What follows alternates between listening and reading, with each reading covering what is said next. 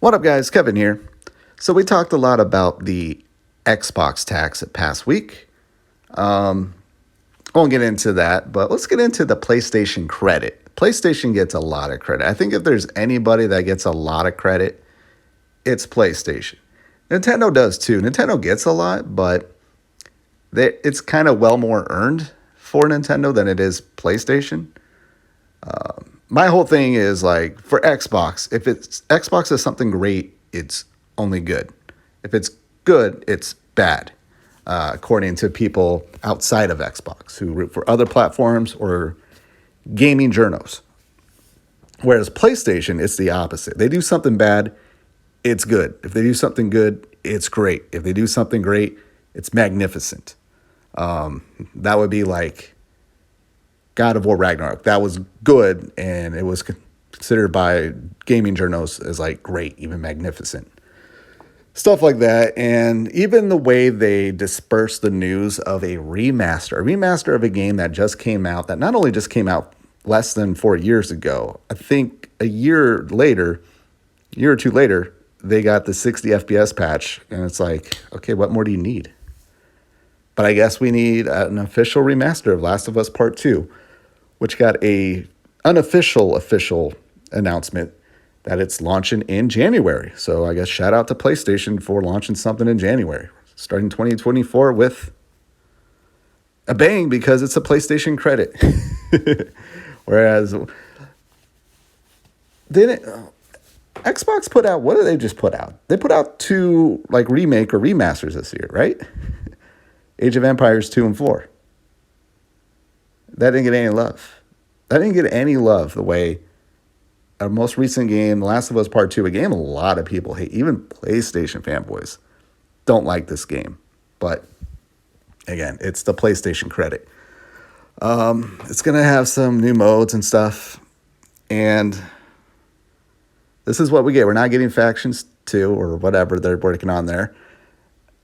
And they get away with it. It's a PlayStation credit. They can do stuff like that. Promised game modes, and not only did they not launch the multiplayer mode that was supposed to launch when it originally launched in 2020, we're going to get the remaster of that game before the multiplayer game.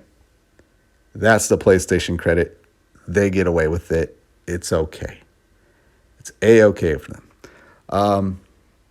Now, for me personally, I always believe that go ahead and remaster any game you want. I don't care if it just came out last year. I want every game to be the best version of the game that it can be. So I'm not down on this. I might even play it. I played Last of Us Part 1 and it was an okay time. I'll probably have a million other games to play first, but I don't mind this at all. I want to put that on the record.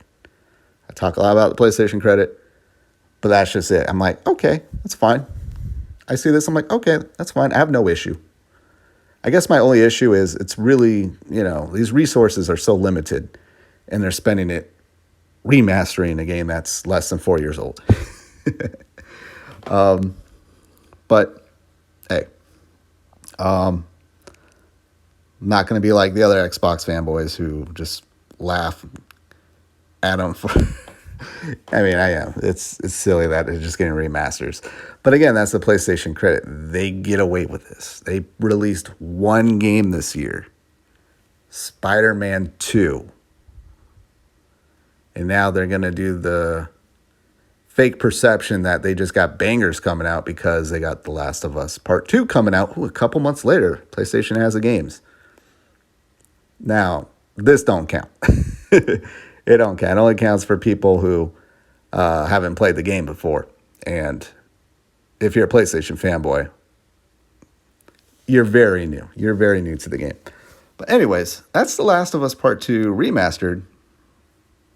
I would like to replay it with knowing how everything turns out and just all the drama that surrounded the game at the time and just see if I can just enjoy it for what it is. My issue with the game is, I know people have issue with Abby and everything.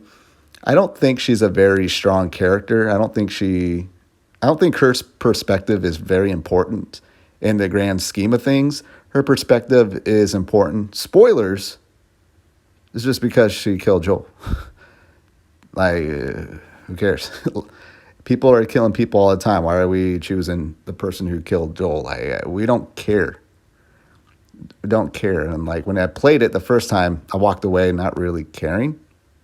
It was more about, you could say about Ellie, you know, learning to live with the consequences that she's made and just getting over the fact that nothing's going to change no matter what she does. And ultimately, I found that just a little weak in terms of like, all right, you got this world, this very interesting lore, and you're the cure or you're not the cure. What's going on here? And it just brought it down to just Ellie and Abby and them two going through it, and just left the world building out of it, which really sucked to me. I really hope Last of Us Part 3 goes back to the world building and more stuff outside the personal relationships. About these characters, I just don't care for. I don't think there's a character in any of these games I really care for. Maybe Tommy a little bit, but all right, I'm done. I'm rambling now. Yeah, I gotta go. Going back to the strip club. Hopefully, last time I spent nearly 400. Let's see if I can only spend 100. Oh my God, it's not gonna be possible. But I gotta go. I'll talk to you later. Later.